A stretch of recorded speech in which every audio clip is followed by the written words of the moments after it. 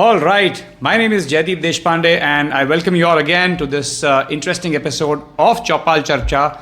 This is podcast number 3, and I've got with me my very good friend, dear friend, Pankaj Muthe. Pankaj, why don't you introduce yourself and tell them something about what you do, and we'll obviously discuss later on what the topic is all about. Sure. So thanks first of all, Jaideep, for inviting me to this wonderful creation that you're doing. I'm really pleased to be here. So a bit about me, basically I'm in the corporate sector like Jaideep and doing my regular job. But along with that, I am a fitness enthusiast. I really like to be deep in fitness and wellness. The right way of doing exercises and maintaining fitness. And I think this topic will touch a lot of people, a lot of Indians, a lot of global folks around the world as well.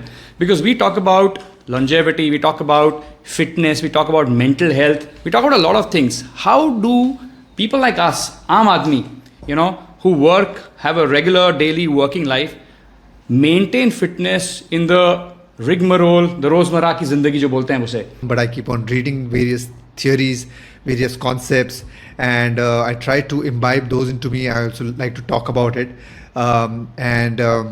In terms of my fitness or maybe sports accomplishments, I can say that I'm an Ironman 70.3 finisher. Super. So you know what, Pankaj, today's topic is very interesting. And a lot of people, बहुत सारे ऐसे लोग हैं जिनको जो काम करते हैं and they still don't know what's the exact fitness, health, mental health, physical health, longevity, what kind of regimen should we carry, etc. And also maybe later on, as we kind of drive into this discussion, talk about maybe blue zones, because that's an interesting topic that I want to really understand. Yeah. And maybe what has really driven you to a very interesting topic of longevity. So ज़रा इस पे थोड़ा बताइए, longevity क्या है? So first of all, thank you for those kind words, Jaideep. And I'm really happy that you have included topics like fitness, wellness and longevity. And there is some kind of a differentiation. ये सारे words शायद same लगते हैं, but उनमें भी कुछ differences है. So will talk about that. First will talk about fitness, and you asked a question about how do I kind of incorporate fitness into my daily life, and then we'll talk about longevity. Perfect. So first of all, मेरी ऐसी सोच है कि हर एक human being के दिन में 24 hours होते हैं. So we have 24 hours and it's up to us how can we use those 24 hours. 8 घंटे तो हमारे नींद में निकल गए, 8 hours or 7 hours, whatever it is we sleep. So we still have 16 hours in our life remaining during the day. How do you put it into best use? 8 घंटे फिर हमारा काम हो गया, 16 घंटे हो गए, फिर भी हमारे पास 8 घंटे बचते हैं. तो ये 8 घंटे में हमको दिन में मिनिमम 30 मिनट्स और मैक्सिमम 1 घंटा रोज निकालना है for at least 5 days a week. तो मुझे लगता है कि ये कोई बड़ी आस्क नहीं है कि आपको अगर 1 घंटा 24 घंटे में किसी ने बोला है कि साइड में रख दो, वो भी खुद के लिए, किसी और के लिए नहीं, खुद के लिए हमको 1 घंटा साइड में रखना है. तो ये हर एक आदमी कर सकता है. तो ये मेरी फ़िलॉसफी हमेशा रही है. जब भी मुझे लगता था कि आज मैं शायद वर्कआउट नहीं कर पा रहा हूँ, ट्रेनिंग नहीं कर पा रहा हूँ, तो मैं हमेशा सोचता था 24 घंटा है, 1 घंटा नहीं कर पाता तो I used to always think like that and motivate myself. So first, a lot of people से they have a busy life, time नहीं मिलता है, ये है वो है. तो मैं ये कहता हूँ कि टाइम नहीं मिलता है मतलब क्या? आपके पास 8 बजे के बाद रात को आप क्या करते हो? 8 बजे के बाद जनरली हम लोग टीवी देखते हैं या लेट नाइट डिनर करते हैं या लेट सोते हैं. मुझे लगता है वो सब नहीं करना चाहिए. We should go back to our roots. हमारे जो रूट्स, मतलब जो विलेजेस में हम लोग, हमारे एंसेस्टर्स रहते थे, वो सारे 6-7 बजे सो जाते थे. उसका रीज़न क्या है? उसका काफ़ी साइंटिफिक रीज़न भी है, which we will not go into right now. But what I am saying is we can go back to those principles कि अगर 6 बजे नहीं, चलो 9 बजे, 9:30, 10 बजे तो आदमी सो सकता है. तो इसका मतलब क्या है कि आप 10 बजे अगर सोते हो तो आप 6 या 5 बजे तक तो उठ सकते हो. काफ़ी लोग जो है वो, मेरे हिसाब से या जितना मेरा एक्सपीरियंस है, I have seen people getting up after 7-8 because they sleep late.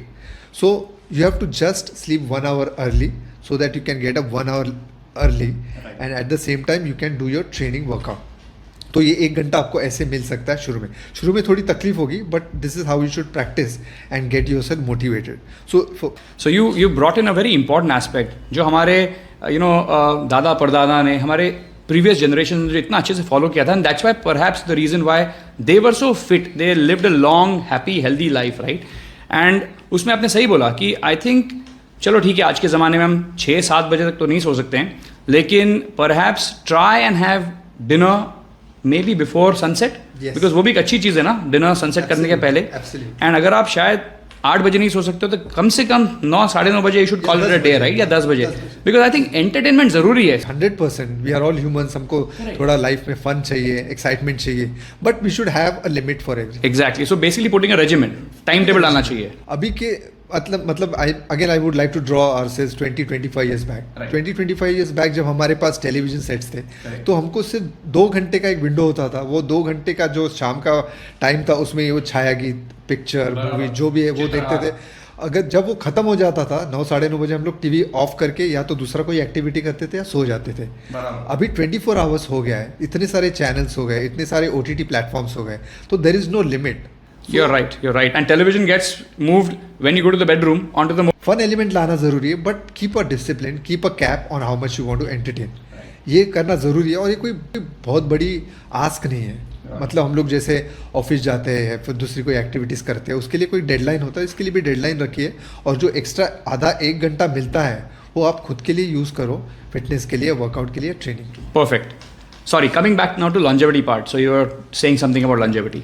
So first of all, longevity का थॉट कहाँ से आया, या फिर where did I start researching on longevity. काफ़ी न्यूज़ आजकल आ रहे हैं कि एक 30 year old, 35 year, 40 year old has died of a cardiac arrest, has died of some unfortunate element, disease.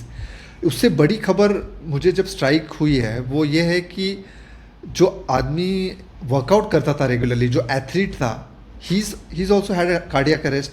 What is the reason? अगर हम लोग सोच रहे हैं कि लोग फिट है, फिजिकली फिट है, उनको कार्डियक अरेस्ट आ रहा है, उनको कोई डिसीज़ आ रहा है, जो भी इंजरी आ रही है वो क्यों हो रही है?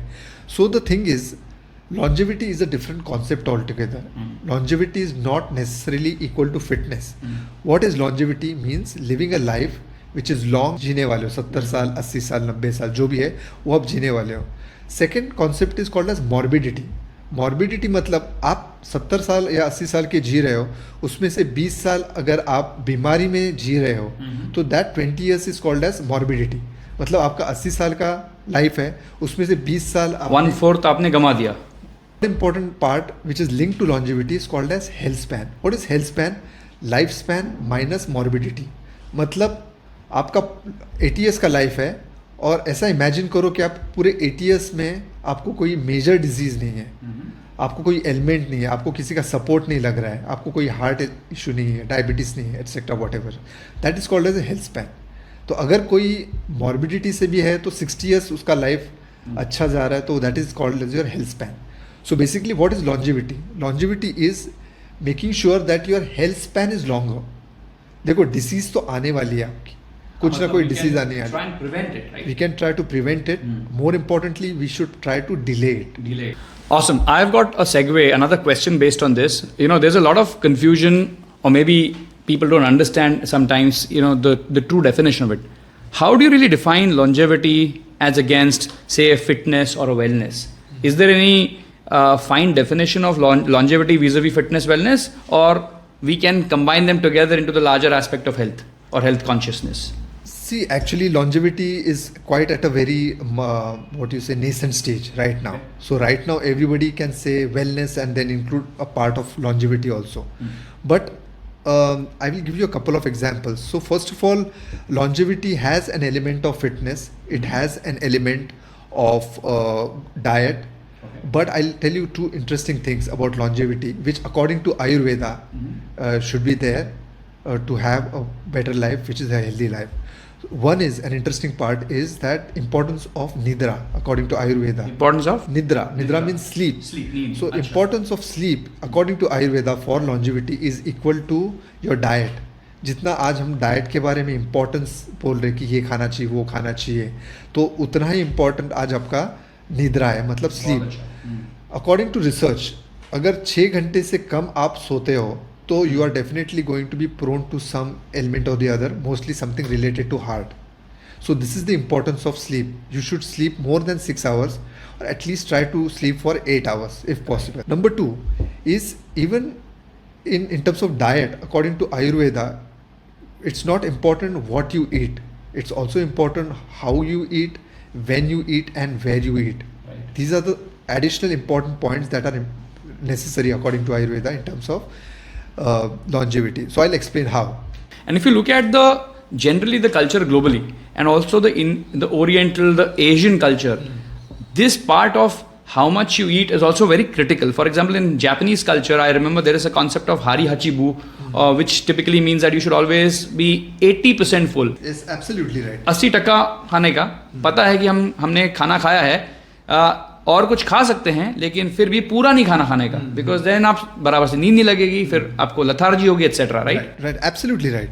So this is again linked to the concept of fasting in the Indian concept. So basically what happens is, if you continuously keep on eating, your cells in the body are, I would say, the dead cells in the body remain the way they are. Okay. You should at least fast for 12 to 18 hours after having the next big meal. तो fasting बोलो या कम खाना बोलो, it is important for your cells to activate. So it's like, let's take the example of some debris in your body, और there is a lot of, आपके पेट में कचरा है, कचरा in the form of cells. तो ये sales का कचरा निकलेगा कैसे? ये सेल्स का कचरा दूसरे सेल्स ही निकाल सकते हैं. तो वो कैसे होगा? जब आपकी बॉडी फास्ट करेगी, आपकी बॉडी भूखी रहेगी, तब जो एक्टिव सेल्स है वो जाके जो डेब्री है, जो कचरा सेल्स है, उनको वो सक आउट करके, and those are converted into energy, and that is how your body benefits. And this cleaning process has to be done regularly. That is why, like you rightly said, Japanese culture में बोला 80% ही भरा रहे, या फिर हमारे culture में भी fasting का इम्पोर्टेंस है. And is it also similar to, while we spoke about the Japanese part, the Asian Oriental culture, Indian culture, but I think even Western civilization has some similar thought process. वो intermittent fasting जैसे बोलते हैं, वो भी एक similar concept है, right? That 14-15 घंटा खाना नहीं चाहिए, gap होना चाहिए, कि वो थोड़ा अलग है. Yeah. So with due respect, I would like to say that intermittent fasting is actually an Eastern concept. Oh really? It is fasting basically. Okay. ये हमारे जो एंसेस्टर्स ने ऑलरेडी बोला हुआ है, जो हमारे बुक्स में है, एंशिएंट बुक्स में, आयुर्वेदा में, या फिर ईस्टर्न फिलोसॉफी में, that has been conveniently termed as intermittent fasting. Fasting तो आप पूछिए आपके पेरेंट्स को, Actually. आपके ग्रैंडफादर, आपके ग्रैंड पेरेंट्स को, फास्टिंग तो हम लोग करते थे, और अभी आज भी कर रहे हैं, लेकिन हमको उसका साइंटिफिक रीज़न मालूम नहीं था. इन लोगों ने आज उसको डिस्कवर किया है through research, which is valid, which is completely true, there is no question about it, but it has been validated by their own research. But the concept has been in our tradition, in our culture since centuries, and it's the same reason, right, that 12 to 18 hours when your body fasts, it helps your body to reactivate, and it also helps longevity in the process, and whatever damage is done to recover also from that. Exactly. But हम हमेशा भारतीय लोग, हिंदुस्तानी लोग, और even Asians in general somehow have this habit of getting fascinated or if I may say infatuated by the Western phenomenon. हम अपनी ही चीज़ को अगर कोई बाहर का आदमी आके बताएगा तो उसे इजीली एक्सेप्ट कर लेते हैं, लेकिन हमारे ही लोग बताएंगे तो हम उसको क्वेश्चन करेंगे. और आपने बोला ये intermittent fasting, I also did not know that this is frankly an Indian slash Asian eastern phenomenon. Similarly वो बोलते हैं कि पहले बोलते थे कि सैचुरेटेड फैट, अनसैचुरेटेड फैट, घी खाना नहीं चाहिए because it is not healthy. अभी वही लोग बोलते हैं खाना चाहिए, हम लोग बोलते हैं हाँ खाना चाहिए. पहले हम लोग भी बोलते थे. सिमिलरली वो charcoal toothpaste and all that, I still remember that one of the brands, big brands in the world, they decided not to kind of use charcoal because it is bad for your teeth, and now they only came up with a charcoal toothpaste, which was a very much Indian phenomenon.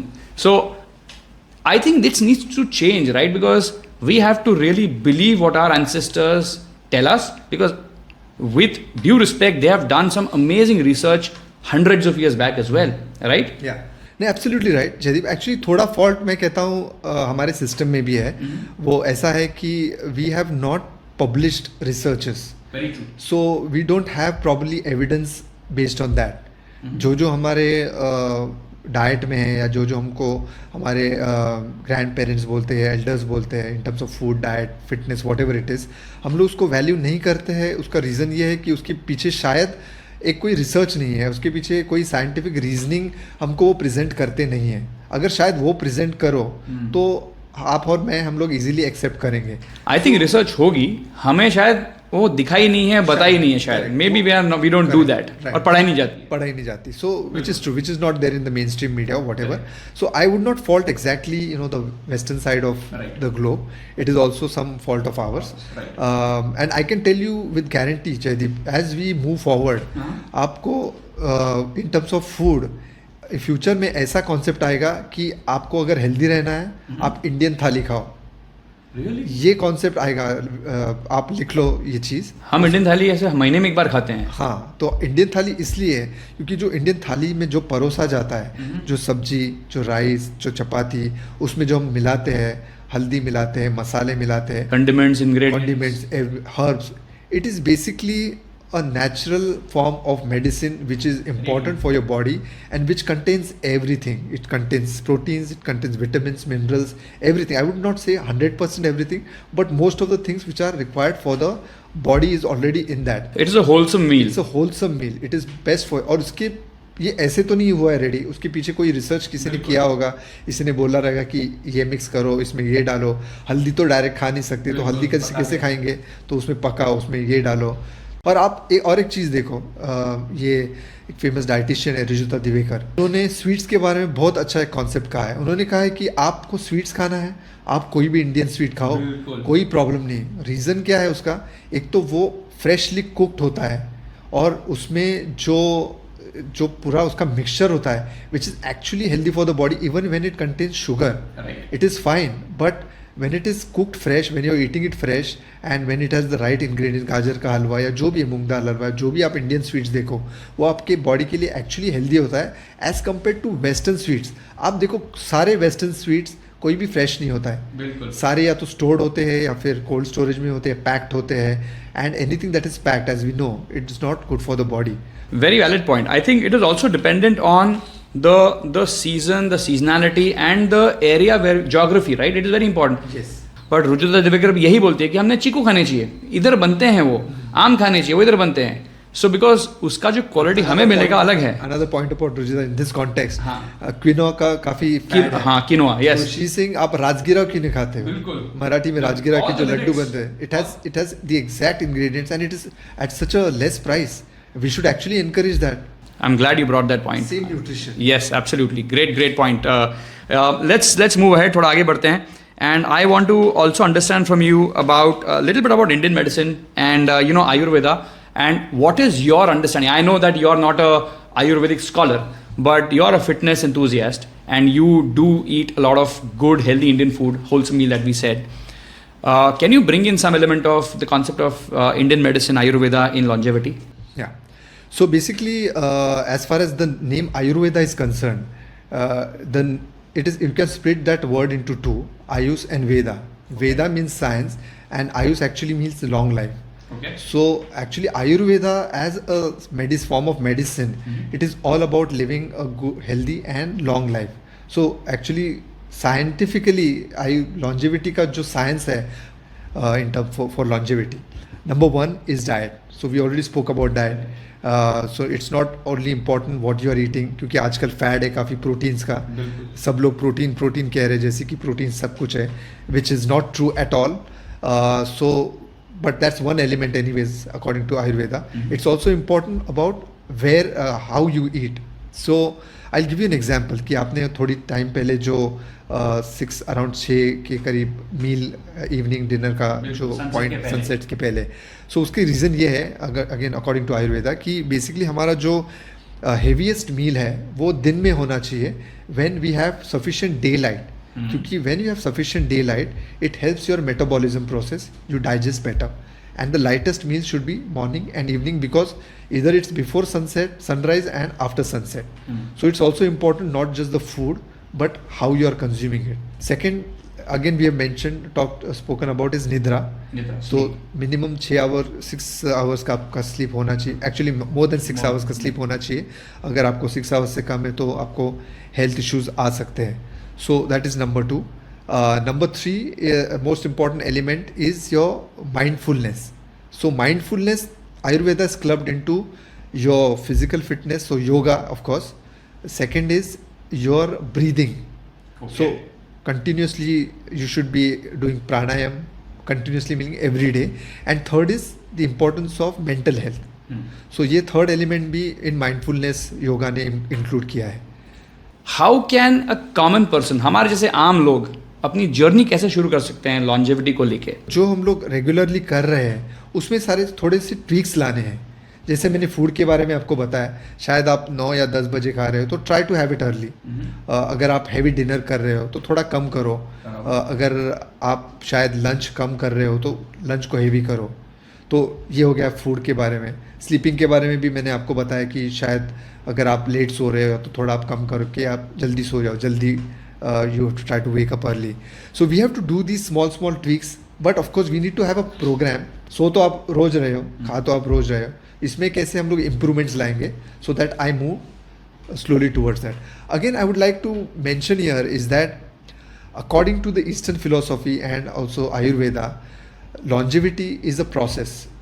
It is not a pill, because अगर आप western form of longevity को आप देखोगे या पढ़ोगे, उसमें काफ़ी लोगों ने पिल्स प्रिस्क्राइब किए हुए हैं and they are still at an experimental stage. A lot of the scientists are still working on various pills. तो आपको वो रूट जाना है पिल्स लेके या फिर आप मेडिसिन लेके जो आपको शायद उस लॉन्जेविटी के पाथ पे लेके जाए, which is not proven yet, और you are more interested in following a process which may take long but it is definitely going to be. So you're saying that there is an alternative available, which is the pills, Yeah. to derive the same stuff, or we don't know. भी India में भी हम लोग काफ़ी आजकल के ज़माने में काफ़ी लोग वो spirulina and then the superfoods that we talk about, are they also really superfoods, and do they give us the same amount of energy for a better life? Yeah. और ये सब again एक marketing phenomenon है. I can tell you कि a lot of the quick fixes हाँ. are driven by marketing. So unfortunately कि अगर जैसे अभी प्रोटीन के बारे में भी अनफॉर्चुनेटली काफ़ी बवाल है, काफ़ी लोग प्रमोट कर रहे हैं प्रोटीन को. तो I think there is some reason why it's being done, because 10 साल पहले तो कोई प्रोटीन के बारे में बात नहीं कर रहा था. और ऐसा तो नहीं कि 10 साल पहले के जो लोग थे वो अभी काफ़ी ख़राब हालत में इन टर्म्स ऑफ हेल्थ, ऐसा तो कुछ है नहीं. I think if you go back, जितना पुराना जाओगे तो वहाँ पे मुझे लगता है कि ज़्यादा फिट थे लोग. ज़्यादा फिट थे, correct. So one is that our body is it's not a machine. It's basically it's a factory of biochemistry, I would say. There's so many elements there, there's so many interplays happening. तो आप एक element उसमें डाल दो, एक पिल डाल दो और वो फिक्स हो जाएगा, ऐसा तो कुछ है नहीं. It has to be balanced, it has to be in proportion, and it's a process. That's number one according to Eastern science. So we have to follow that. And I would say कि जो pills के बारे में आपने जो question किया या जो सुपर फूड्स के बारे में क्वेश्चन किया, one is of course the marketing part, but second is there is not enough evidence कि ये 100% इफेक्टिव है. See my philosophy is very simple, Jaideep. Do everything but do in moderation. Of course, if you leave sugar, if you leave alcohol, it's definitely good for your body. Correct. But like you said, one should have fun also. Exactly. And in a limit and in moderation. Again, I'm not saying from a point of view of trying to preach, but I think it's time tested. सारे लोग आपको यही बोलेंगे, आपके elders भी यही बोलेंगे, बेटा जो करना है करो लेकिन लिमिट में करो. Another point again according to Ayurveda longevity के लिए एंगल से जो इम्पोर्टेंट है, and you won't believe, it is basically there are two things. One is being ethical in your conduct, being fair in your conduct, बिल्कुल, righteousness, and third is doing service for others. तो आप इसमें एक example ले लो, जो लोग social service में हैं, जो लोग कम्युनिटी सर्विस में हैं, आप उनकी लाइफ को देखो, they will look quite healthy and they look quite active. तो ये भी कॉन्सेप्ट्स है अकॉर्डिंग टू आयुर्वेदा. ये आपको कोई वेस्टर्न फिलोसफी बताएगी नहीं, और ये काफ़ी वेग चीज़ें हैं. इसमें कोई एविडेंस क्या बताएगा आप मुझे बताइए, इसमें एविडेंस नहीं है. But this is there in our text, this is there in our ancient books कि ये भी आप इनकॉर्पोरेट करो. You should have ethical based conduct, maybe not always again like drinking and eating, but at least sometimes selfless service for others, have it sometimes. थोड़ा तो आप कर सकते हो. All these will impact your longevity in life. Pankaj, I'm so glad that last point that you kind of touched upon, ethical conduct, righteousness, being modest, humility, honesty, it is so important, and it is so interesting that the topic, while it is on fitness, mental fitness, health, longevity, etc., but this podcast It's called Chopal Charcha, but I don't know if you have read the underlying tone to it. It's always talking about karma. Yeah, I read that. Right? So I'm so glad that you brought that element of karma. Now I'm trying to force fit it, but I think it's a great point because fitness is not just what you do to your body. हमारे ऊपर जो दिखता है physical self में सिर्फ fitness उसको लेके नहीं है. Absolutely. और नहीं फिटनेस है सिर्फ मेंटल स्टेट को लेके, बराबर, जो हम अपने जहन में रखते हैं. Like you rightly said, you know, हम दूसरों के लिए क्या कर रहे हैं, हमारा मन हमेशा बताता रहेगा, मन या दिल बताएगा कि ये गलत काम कर रहे हो. सो rightness is also a part of fitness, right? Absolutely. And longevity. Absolutely. Wellness, fitness, whatever you call it. Right. But again, for longevity, this has actually been prescribed in Ayurveda as one of the important principles. Wow. So it's not something that I'm saying or I've just, pulled out from somewhere. It's actually there. Super. Fit. But my 3 takeaways, and perhaps you all can have a lot of different takeaways, obviously, but mine are, you need to have a reasonable amount of good sleep on a regular basis. You need to be physically fit. You need to have good portion control and good healthy food habits. You need to have a timetable in mind, whether it's followed daily, रोज कर पाओ, करिए, अच्छी बात है, नहीं कर पाए कोई बात नहीं, लेकिन एक टाइम टेबल बनना ज़रूरी है. एंड फाइनली ये सब को अगर आप रैप करेंगे with the constitution of well-being of ourselves and others, the righteousness part, I think that is very critical because हम सब अच्छे फिट रहेंगे मेंटली, फिजिकली, और लोगों के लिए भी अच्छा करेंगे तो एक दुनिया अच्छी चीज जगह बन जाएगी, बराबर. Absolutely right. Awesome. Pankaj, final question to you. On the blue zone concept, have you heard of blue zone? Yeah, of course. Countries like Costa Rica में एक blue zone है, जापान में एक blue zone है, somewhere I think in Italy there's a blue zone, but मैंने India में देखा नहीं, और मे बी वो हमने स्क्रिप्ट नहीं किया है या रिसर्च करके बताया नहीं है. आई एम श्योर इंडिया में भी होगा. Any thoughts around blue zones? Again, I would say blue zone is a very fancy word. I'm sure there are hundreds of blue zones in all parts of the world, including India. So ये blue zones है क्या? तो basically ये जो author है उसने कोई parts of various countries identify किए हैं जहाँ पे people are living a healthy life and they are living a long life. Lot of centenarians, people who are living a life more than 100 years. तो आपने जैसे बोला, एक तो है Costa Rica, long and healthy life जी रहे हैं. तो इसमें कुछ कॉमन फैक्टर्स उसने इवॉल्व किए हैं, वो एक्चुअली हमारे जैसे लोगों के लिए, जैसे इंडियंस के लिए बहुत ही कॉमन है. First of all 95% of the food that they eat are plant based foods. Okay, in the plant based foods they eat a lot of grains, they eat a lot of nuts, legumes and fresh green vegetables. Okay, so ये सबसे ज़्यादा common point है ये सारे 5 blue zones में. कुछ जो blue zones है जैसे जापान है, of course Japan surrounded by sea है तो वो फिश भी खाता है, तो ऐसा कुछ नहीं कि नॉन वेज नहीं खाते हैं, but this is an important part that they are doing. And the second part which we have already discussed in our conversation is that they do everything but in moderation. ऐसे आपको कोई भी blue zone में दिखेगा नहीं कि कोई alcohol नहीं पी रहा है या कोई नॉन वेज नहीं खा रहा है, शायद वो कर रहे हैं बट इन मॉडरेशन कर रहे हैं. And then the other basic principles of doing exercise regularly, trying to do some physical activity, ये सारे कॉमन फीचर्स हैं. बट आई थिंक अगेन हम अगर थोड़ा आसपास भी देखें, ज़्यादा दूर भी जाने की ज़रूरत नहीं, तो हमको काफ़ी लोग दिखेंगे या काफ़ी प्लेसेस दिखेंगी जहाँ पे लोग लॉन्ग एंड हेल्दी लाइफ जी रहे हैं. Right. Excellent. So, Pankaj, this has been a pleasure having you with me on this podcast. Thank you, folks, for watching this Chopal Charcha, and thank you, Pankaj, for being an excellent guest and talking the entire audience through fabulous content. Here's a fitness bump. Thank you.